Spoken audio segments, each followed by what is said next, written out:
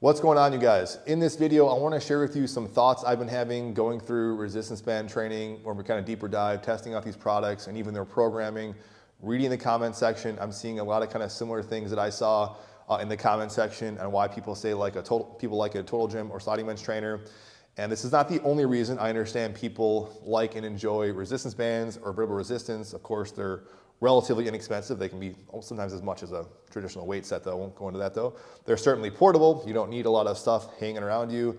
And again, there's many reasons and motivations why people say pick up an X3 system and just fall in love with this or Harambe or something like that. But one of the big reasons I've been finding with people in the comment section, they say they love these types of things, really is in kind of two things. One, they say that they just feel like it's less wear and tear on their joints, conversely to say going into the gym using free weights. And or they just like the stimulus and of course the results that are coming from the type of training that they're actually doing. Now, to kind of make my point, I'm going to use kind of the same defense that I use to really defend resistance band training and total gym training or anything else, because people that are free weight purists will say things to the effect that you can't get as strong using resistance bands or a total gym or whatever, to which case I just tell people we're not doing anything super magical or anything super special. If you can load a row, you can load a press, put some sort of progressive overload on it, your muscles will grow. Resistance is resistance. Of course, there's some nuance with like strength curves and the way certain exercises might feel and positioning and just individual preferences. I won't get into that. But the point is we're not doing anything magical. And the same can be said on what we're doing here with variable resistance and why people say, well, their joints just feel better. Or again, they just like the way the stimulus is kind of giving off. And I think that's because of one of two things. The first of which I'll just say is that people I think are training with lighter loads. Now I know I got to be careful with that term, because people will say, variable resistance on like total volume or whatever, you're getting a lot more higher weight. But the simple fact is, I think a big part of this is the ego is kind of taken out of this. This is one big major point. I think if people were just going into the gym and saying, grabbing lighter dumbbells or just using a barbell, using the empty bar, putting the 2.5s or 5s or 10s on, and following the programming that X3 or Harambe are kind of promoting, and a lot of these systems are kind of promoting, which is definitely higher repetitions. We're talking upwards of 40 repetitions, going to as full range of motion as you guys can, keeping tension kind of dialed in, continuous tension at a gradual, slow pace, essentially, and that's another big important thing.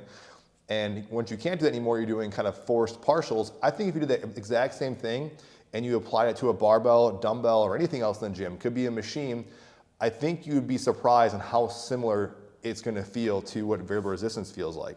Granted, I know it's not exactly the same thing, but I would invite you guys just to try it. And I think you'd be very surprised. And I think the reason people don't try that or haven't tried that is because when they go to the gym, there's the ego or just the idea of like, well, I have to keep putting weights on. Those big dramatic increases in weight.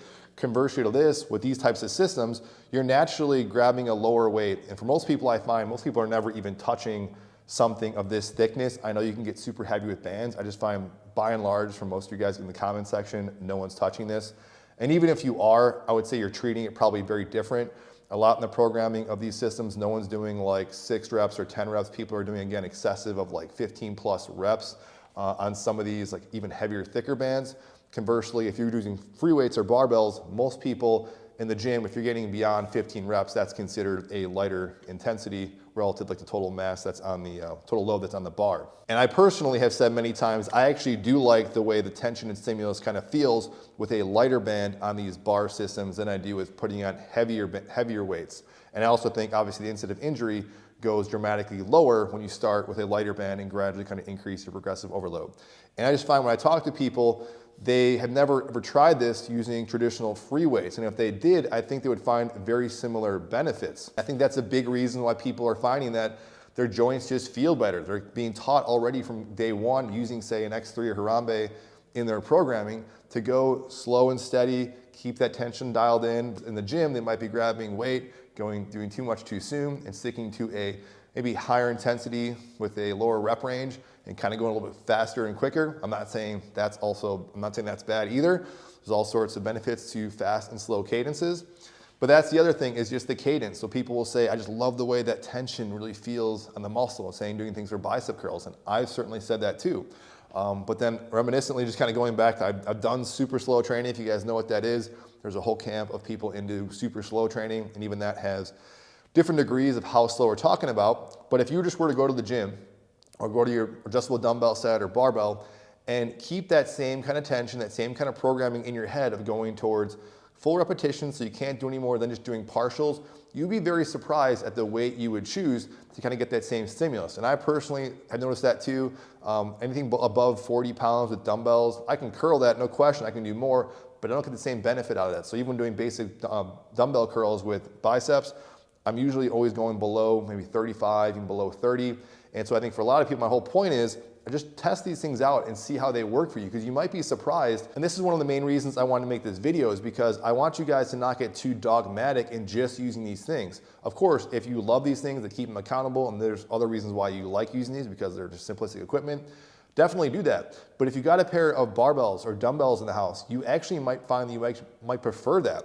You might like the way you can subtly increase the progressive overload with like just adding an extra mini plate here or there. You might like the freedom and flexibility you might find in dumbbells, getting you into different positions. So these are the things I want you guys to think about, is that take the things you guys like about using resistance bands or variable resistance, and the same goes with like the total gym. I didn't even get into that, but it's the same reason people say this feels better. I think generally they're not going as heavy with weights. There's no ego, there's no weights on the total gym, so they're not really thinking about that. They're going off of kind of just natural kind of feeling of what kind of feels good in a given rep range. So I just don't want you guys to hold yourself back. I want you guys to try this. Again, granted, I'm gonna stress, this is not the only reason I understand benefits of using these things, but just test this stuff out. Let me know what you guys think about it. I know a lot of you guys have already tried this in the past, and you're already doing this. But hopefully at the end of the day, I just don't want you guys to be so dogmatic thinking this is the only way to go to kind of save your joints. Because at the end of the day, again, just like I said at the start, your body doesn't really know the difference, all right? So don't worry about it too much as far as thinking the only bands are gonna preserve your joints. I know a lot of you guys have already told me this. I know personally, you can overdo it with bands too. So that's it, you guys. I will see you on the next video.